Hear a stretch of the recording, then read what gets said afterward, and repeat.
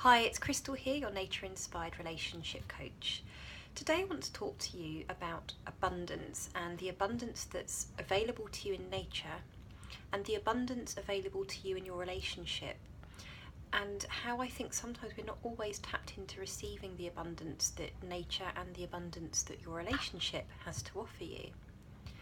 I see lots of clients through relationship coaching who are dissatisfied essentially in their relationships and feel like they're not getting what they need from their relationships. And obviously this is something I really help couples to tap into and to really get to the point where they are creating and maintaining the relationship that they really want. And I think there are parallels between the abundance of nature and the abundance of relationships. Because in nature there is so much abundance to be had if only we just access that. There's a completely unlimited harvest that nature has to offer us. So whether that's actually just being able to go out into nature and enjoy with all of our senses all the beauty that's around us. So that could be the beauty of a sunset, the beauty of the sunrise, the full moon. It could be enjoying being in the woods. It could be going out foraging for things to eat. It could be, if you aren't vegetarian and you like to eat meat, it could be going out and hunting for the food that you want. Nature just provides so much for us, and we tend to not recognise, and I think that we tend to take that for granted, and I think in doing so we actually block the gifts of nature. So we don't notice the things that are beautiful, we don't notice everything that nature has to offer. And I think we just become so used to that. So I'm just thinking about how we block nature. What are the different ways that we block receiving the gifts of nature and the abundance it has to offer? So some of the things that I can think of that immediately spring to mind in terms of how we block the gifts from nature are things like the fact that we spend so much time indoors and not actually going out into nature, just walking, spending time outdoors, not really playing outside like we used to when we were children, not spending time in the garden, so really becoming disconnected from nature in a really physical sense. Also the fact that we're so addicted now to our smartphones, to our iPads, to our laptops, that we really are just constantly distracted by things like social media, things that aren't actually so important to us. There's any number of distractions in that way. There's also TV, so it's very routine, isn't it, for lots of us to spend time in the evenings watching TV, watching programmes. Sometimes that's a good thing to do, sometimes you need to unwind, but I think we're over-reliant on TV. And I've always said, our ancestors used to sit round a fire before TV and used to sing and dance and share stories together. So there was something about sitting round a fire that used to connect us, and I don't think we'd get the same from watching TV programmes. There's also the fact that, in terms of the weather, one thing that's for sure about nature is that there are different seasons, there are different weather systems, and it's inevitable that we're going to go into darkness in winter, that we're going to come into lighter days in the spring and the summer.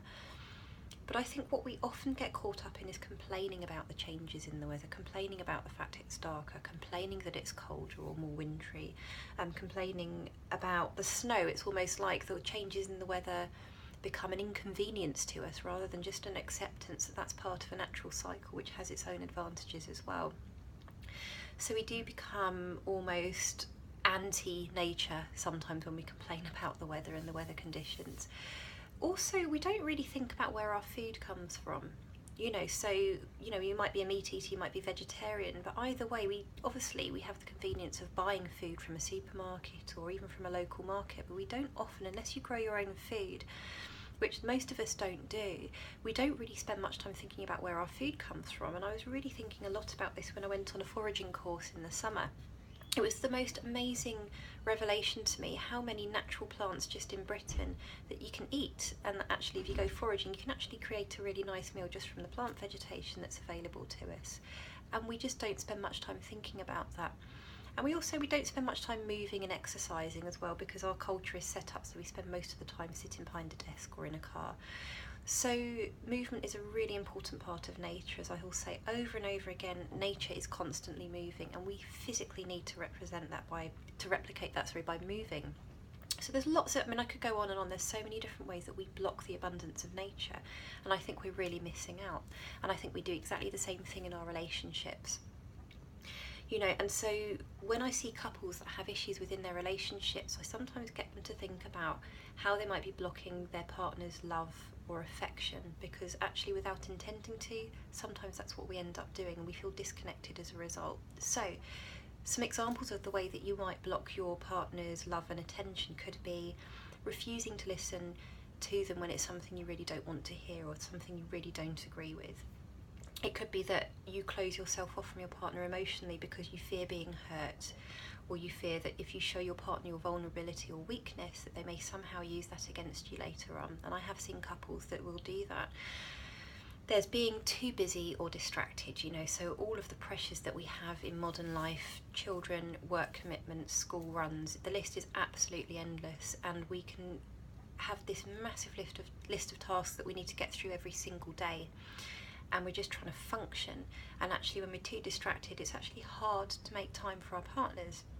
So in doing that, we block their love and their abundance, and we block that part of our relationship, so we're not able to receive from them if we don't make space for our partner. The other thing that we can do is we can just not make time for them in general, not putting aside precious uninterrupted time to actually be together in the relationship and connect. It could be turning away physical affection for any number of reasons. Does your partner ever come and approach you for a hug and you kind of push them away? Because that happens a lot with the couples I come to see for relationship coaching. The reasons are very varied, but actually so that happens quite a lot. Is it just not noticing the small things they do for you? So do they make you a cup of tea and bring that up to you in bed, or do they make the dinner for you, clean up after you, do the ironing, the washing for you? Do they consider you and think about you? Do they send you a text during the day to let you know that they're thinking about you? It's these small things that your partner does for you that if you take them for granted and you don't recognise them, you're blocking that gift that they're giving you.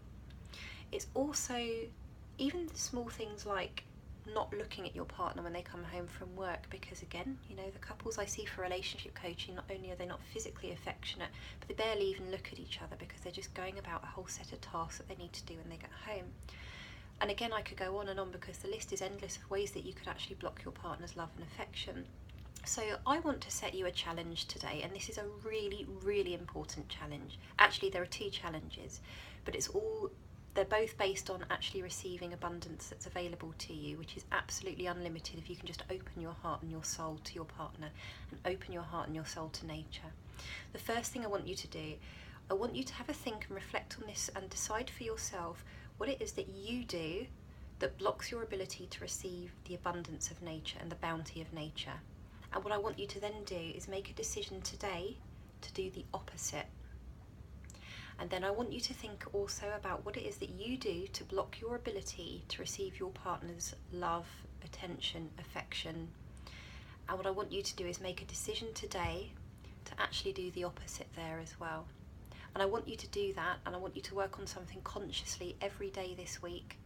And I want you to then feed back to me what it is that you noticed by stopping your blocks and actually opening up to receiving your partner's love and attention or nature's bounty.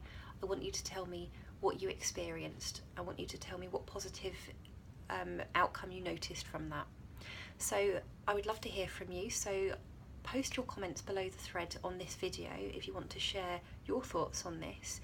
There's lots of ways you can contact me. You can come to my Facebook page, which is Crystal Woodbridge Relationship Coach, and you can share your thoughts about this on my page. You can personally message me. I'd love to hear from you always. Personally message me on Facebook, or you can come and sign up to my newsletter, which you're always in regular contact with me, and I send you regular updates and relationship tips and coaching and advice completely free. And that's if you come over to my website, which is www.crystalwoodbridge.com. That's KRYSTAL Woodbridge.com. You can sign up to my newsletter so you never miss out on any of my important news or free gifts that I regularly give out to you. So just remember, go and think about what you're doing to block and just change that today. I really look forward to hearing from you. Take care for now. Bye.